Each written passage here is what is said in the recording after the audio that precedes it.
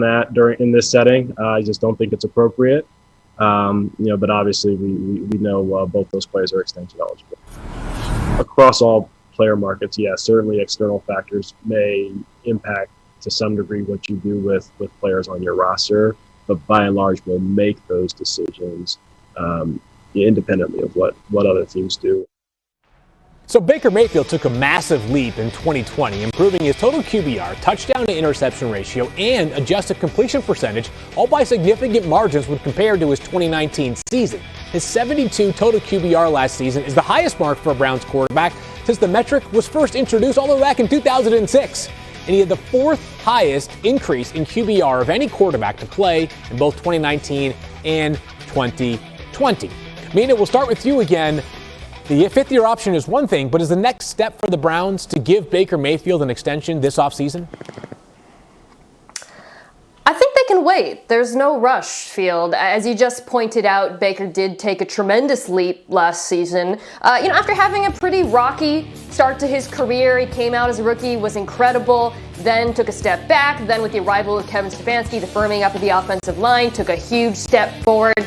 There's no reason why Cleveland can't wait and see if there's some consistency on a year-to-year basis. I think sometimes we put too much stock into getting out in front of other contracts, when in reality it's like, okay, are we going to save $5-10 million? Why not have the certainty? And by the way, I don't think Baker Mayfield would mind, because then he gets to see if the cap goes up, which it probably will. He gets to have the Lamar Jackson and Josh Allen contracts, one or the other, potentially come in as well. And this is a guy who's bet on himself his entire career. I don't see why he would have a problem waiting another year and doing the same. I think it could be the best option for both sides.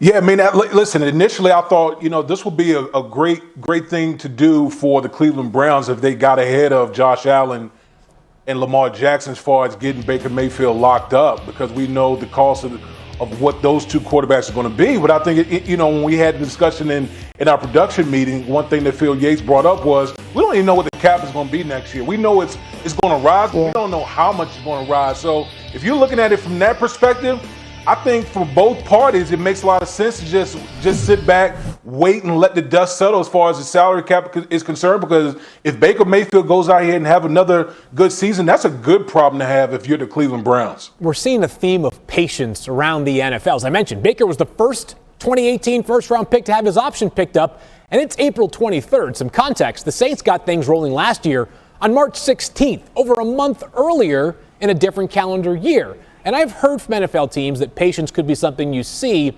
And I wonder if maybe what has happened this offseason, Mina, could be instructive. We've seen both Carson Wentz and Jared Goff traded not long after they were both signed to mega extensions. I don't want to say that Baker Mayfield's trajectory is going to be either of those players, but is there something to be drawn from how those two scenarios concluded? Yeah, I completely agree. And I remember when the Wentz deal was signed, Field, it came in ahead of Jared Goff that summer, and it was applauded. The Eagles were applauded for getting out ahead of Jared Goff. Now, obviously, in retrospect, they regret it immensely and have had to eat a ton of dead money because of that deal. And look, Dak Prescott won his negotiation with Dallas, and I think they had enough evidence to pay him earlier. But at the end of the day, they got their guy, right? He is the Dallas Cowboy for a long time. Everybody's happy there. I think generally with these quarterbacks, it is okay to wait, even if, as in the case of Dallas, you end up paying a little bit more at the end. I feel like paying a premium on quarterbacks is always worth it in the end, as you just said. So, exactly. Matt, separating just the quarterback part of the conversation, what have we learned about Baker's option, I should say? What have we learned from the way the Browns have handled Baker, just in general, from a roster construction standpoint? Yeah, guys, I feel like the Browns, and I can't believe I'm saying this, are the blueprint right now for how you handle a quarterback, especially one who maybe struggled in his sophomore year. They went and hired a head coach who runs a perfect offense for Baker Mayfield. Then we saw him do it with a similar quarterback in Kirk Cousins with the Minnesota Vikings. They drafted Jedrick Wills. They signed Jack Conklin and Austin Hooper. They really built a team around Baker Mayfield that could support him. So I think one thing that we didn't see the New York Jets do, and I understand they want to get Zach Wilson in there, we didn't see them really try to build around Sam Darnold. We saw the Denver Broncos last year try to build around Drew Lock. We'll see where that goes this coming season. But I think the Browns right now are really a great blueprint, Damien, for go get an offensive-minded coach who can run a system that fits this quarterback that you invested a first-round pick in 2 years ago. And as I know you will appreciate, give him an offensive line that can just protect him for 4 seconds so he can make some things happen. Matt, stop preaching that gospel here on TV talking about the offensive line. But listen, the fact that we're talking about the Cleveland Browns organization being the blueprint is crazy in and of itself, but they're absolutely on a roll right now. The Browns on a roll. Not things we often say during this time of the NFL calendar. A new day is clearly upon us. So much more to come here on NFL Live. And coming up next, the